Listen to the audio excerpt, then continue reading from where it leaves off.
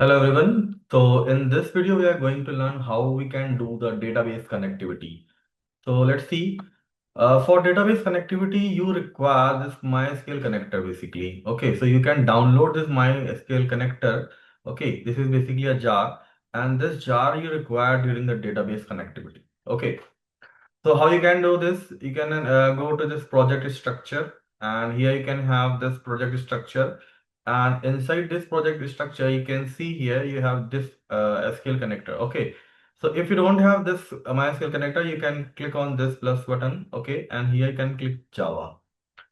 Now inside this structure, you can first you have download this particular connector, okay, and you can select from your desired location that you have placed this connector in D drive or E drive or desktop, whatever place you have keep this particular connector, okay.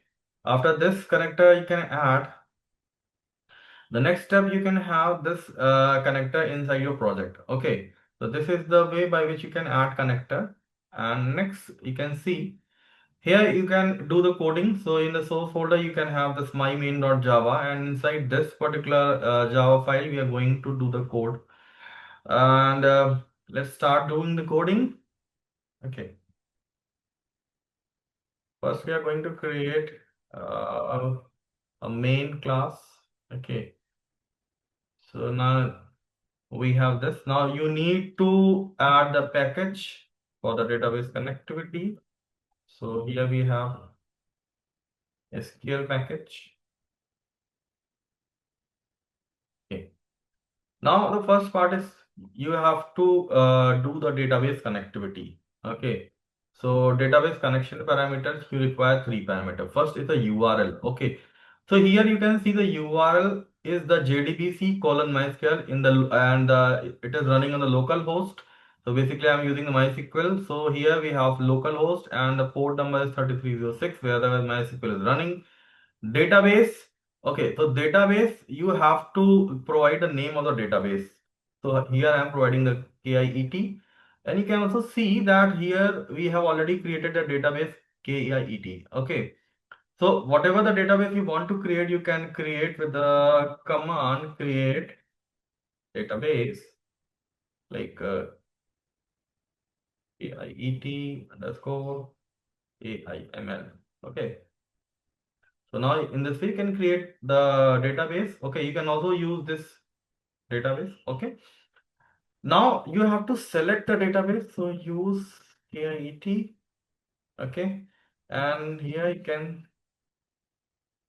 see tables. So here we have one table items. Okay, in the KIET database. Now you can see the structure. Now you can see here we have two fields. ID and the type of is integer, and next field is name varchar. Okay, here you can see that it is a primary key also, default value is null, and it is auto increment, means it automatically it will increment. Okay, so this table name is here we have item and the database name is sky. So we can use these two values in my database connectivity. So I have here provided the name of the database. Next, we have to provide the username.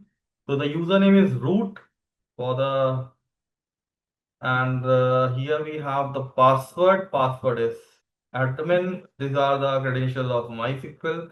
Okay, these three requirements for the database connectivity. Now we have to create the connectivity string. Okay.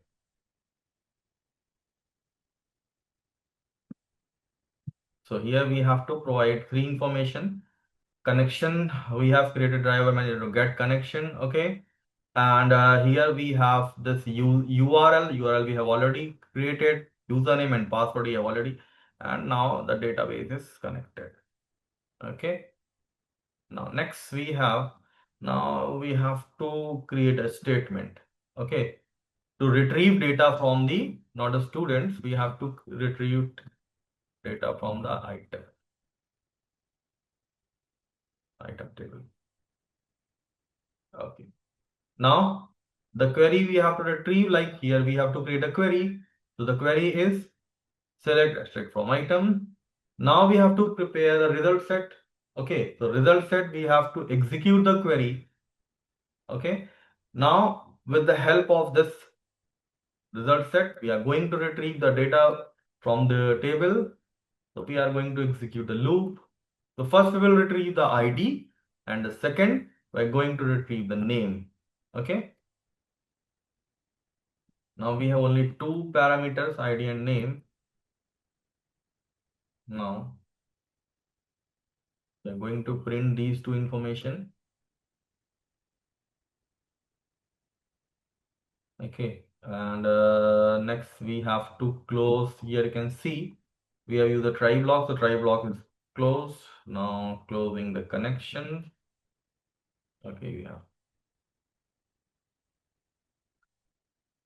here we can close the connection.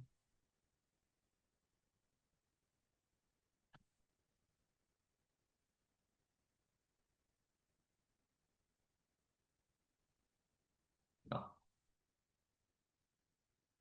while showing error, you can see the statement. Okay, we have to create a statement also.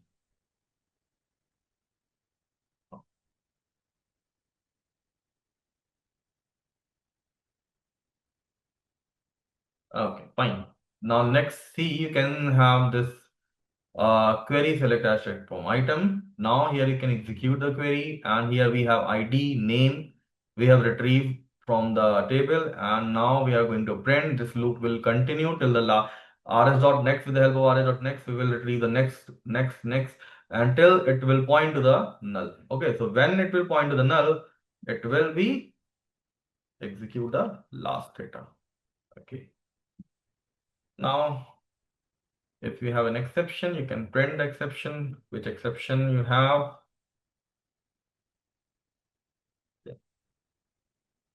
So whatever the database connection failed or whatever the exception you will get. Okay. Now execute this code.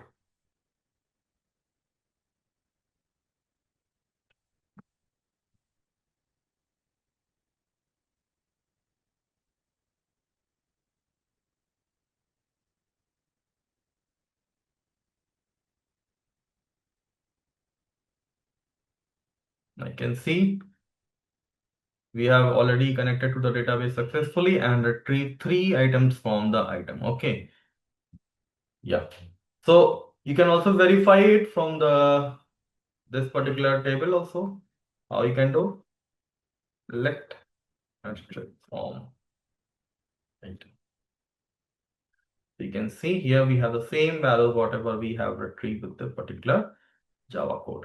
Okay, so that's all for the database connectivity, and we have already retrieved the data from the database.